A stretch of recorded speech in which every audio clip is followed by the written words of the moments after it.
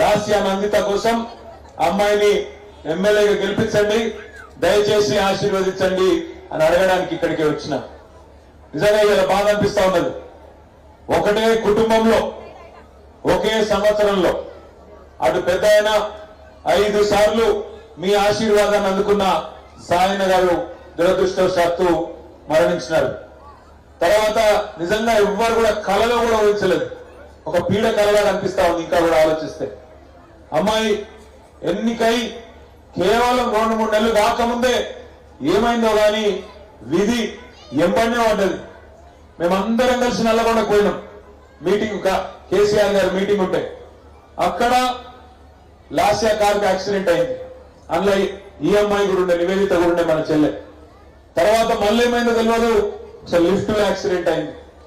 ఆ తర్వాత ఎంబడ పడ్డట్టే అదేందో మళ్ళా ఔటర్ రింగ్ రోడ్ మీద యాక్సిడెంట్ అయింది. ఒక షాక్ లాగా మా అందరినీ కూడా ఆ వార్త కుదిపేసింది. మరి మనకే అట్లుంటే ఇవాళ అప్పటికే తండ్రిని కోల్పోయి బాధలో ఉన్న కుటుంబానికి మరొక సోదరి కూడా పోవడం అంటే ఎంత దుఃఖం ఉంటుందో నాకంటే బాగా మీరే ఆలోచించగలుగుతారు. ఇవాళ అంత దుఃఖంలో ఉన్నా పార్టీ ఆదేశం ఇచ్చింది కాబట్టి, పార్టీ చెప్పింది కాబట్టి ఇవాళ సోదరి నివేదిత గారు మీ ఆశీర్వాదం కోసం, మీ ప్రేమ కోసం సాయన్న గారికి ఎట్లయితే మీరు 5 సార్లు గెలిపించిండ్రో అట్లనే నాకు కూడా ఒకసారి అవకాశం ఇవ్వండి.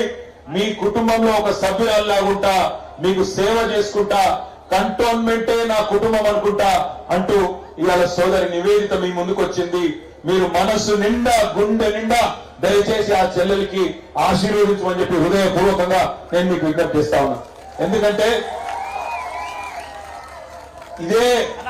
ఇట్లనే మన కుటుంబంలో జరిగింటే, మన సొంత కుటుంబంలో ఇట్లనే జరిగింటే ఎంత బాధ ఉంటుందో దయచేసి ఒక్కసారి ఊహించండి. తండ్రి పోయి, సోదరి పోయి, పుట్టెడు దుఃఖంలో ఉన్నా ఇవాళ పార్టీ ఆదేశం మేరకు మీ ముందుకు వచ్చింది.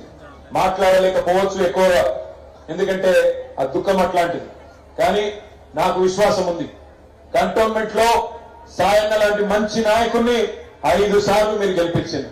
ధనబలం లేకపోవచ్చు, పైసలు లేకపోవచ్చు, కానీ జలబలం ఉన్న నాయకుడు, జనం గుండెల్లో ఉన్న నాయకుడు జ్ఞాని సాయన్న గారు.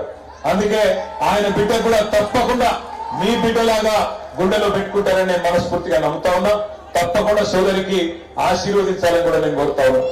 ఇక మా సోదరులు రాగిడి లక్ష్మారెడ్డి గారు